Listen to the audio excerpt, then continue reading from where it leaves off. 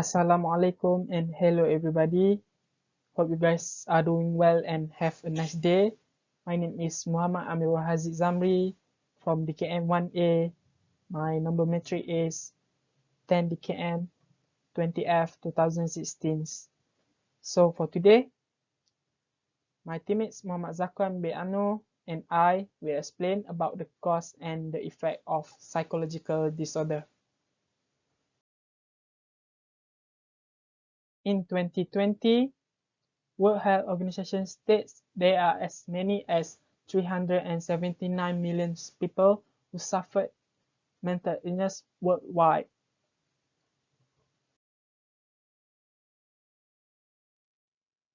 Psychological disorder, also referred as mental disorder, are abnormalities of the mind that result in persistent behavior patterns that can seriously affect your day-to-day function and life.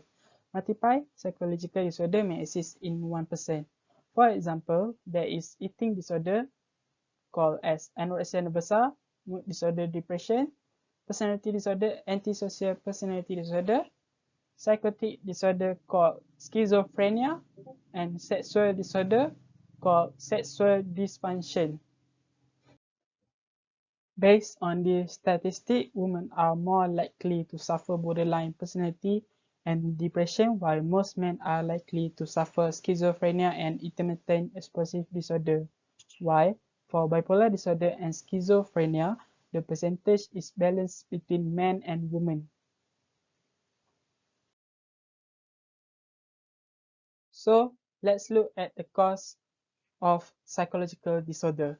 There are three main causes. The first cause is biological factor.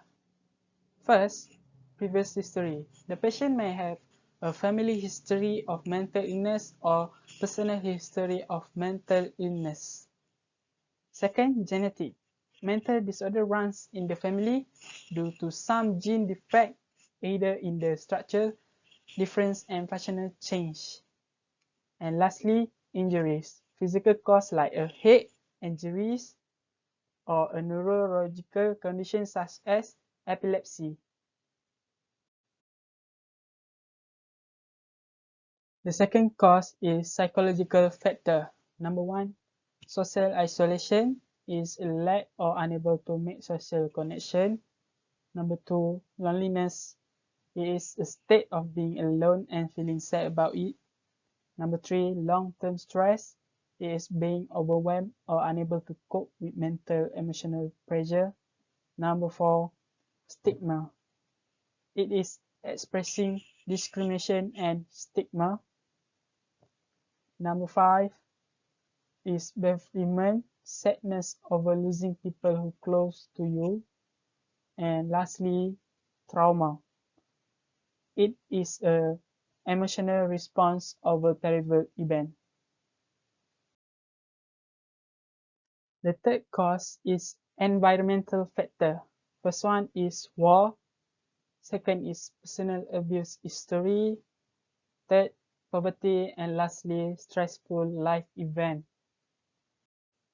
Psychological teach us a lesson that we never had. There are also moral values we can derive from psychological disorder. The first value is helping one another. We must help those in need and those in distress.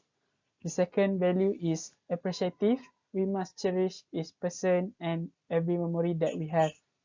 The third value and last value is understanding. We must try to understand everyone and try to put ourselves in their shoes.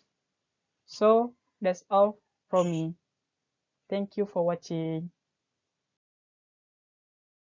Good morning, ladies and gentlemen. My name is Muhammad Zakwan bin Anwar. My number mentioned is 10 DKM 20F 2020. So for today, I will talk about the effect of psychological disorder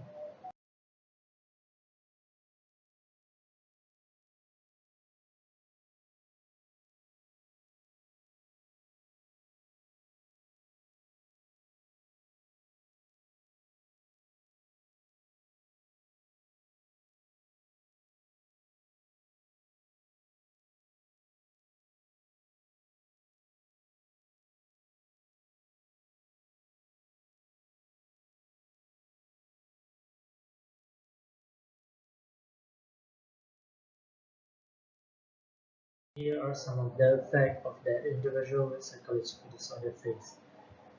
First one is educational difficulty, and second one is lower productivity and poverty.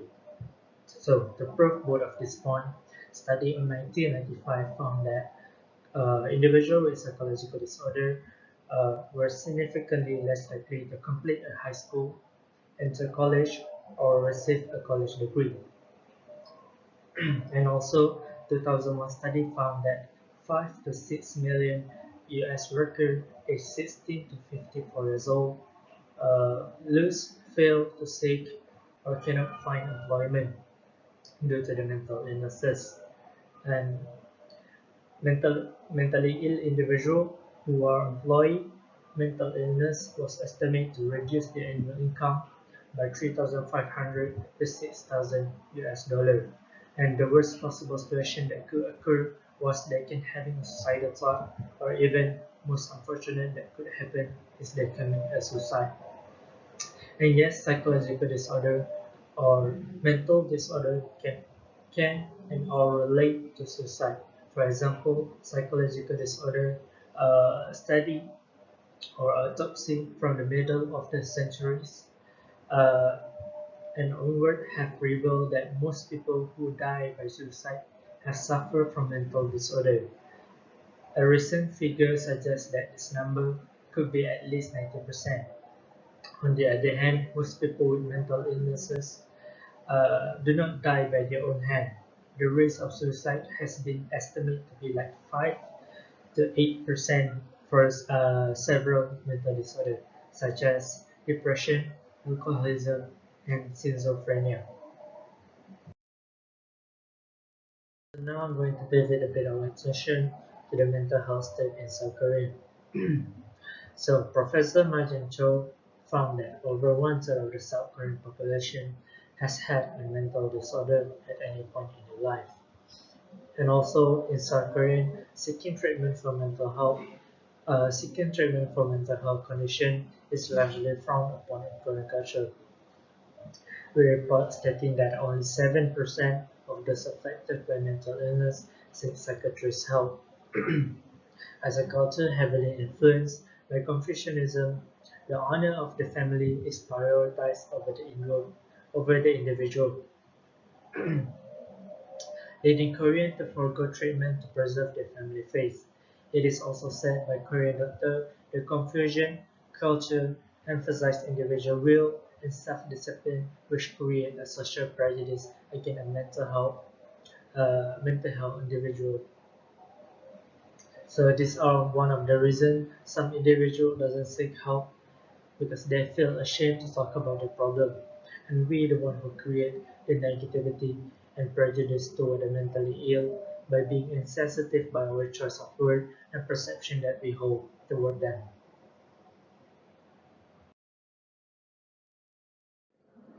So now let's take a look at the situation of Bali. In Bali, there is a practice of restraining the mentally ill. It's called pasong. So the man that you see in the picture, his name is Kadek, and his age is 47 years old, and he has suffered from schizophrenia, and that's the reason why he been restrained. So this practice of restraining mentally ill or pasong are widespread among Indonesian poor Indonesian families. Unfortunately, this practice of restraining the mentally ill is already been outlawed since 1977, but of course, there are still people that are still doing it. And this is because some of the family are poor and don't have an easy access or affordable access to proper treatment for their family member that are suffering from the psychological disorder. This is because the government failed to provide a proper care to the mentally ill. For example, there are 34 provinces all without dedicated hospital or programs and only 700 psychiatrists. Only 700 psychiatrists serve the sprawling archipelago of 240 million people. So in conclusion, a fact and problem that individuals with mental illness need to face are not just are not just a problem in learning or handling their emotion, but also they need to face the prejudice that people have toward mental illness, and this resulted in their feeling ashamed to talk and getting help for for their mental health problem. So, so I'm going to talk about the value that I have learned in doing all this. So the first value that I have learned is awareness. Awareness is something that is very important to have. By being aware of our treatment, choice of word, and prejudice that we hold toward the individual in mental illness, we can create a place where everybody can express and be more open to talk about the problem without feeling ashamed of it. The second value that I have learned is responsibility. After we are aware of our treatment, then we should take a responsibility and start to implement a change in treatment toward mentally ill in our daily life. Let us not be the burden on the shoulder, but instead be the hand that always will be open to helping them. And the last value is love. We should love ourselves and others because it can be a major support to those in treatment for mental illness. Love and positive social support can increase feeling of happiness. So we should have all this love, awareness, and responsibility so we can create a better place for the mentally ill individual.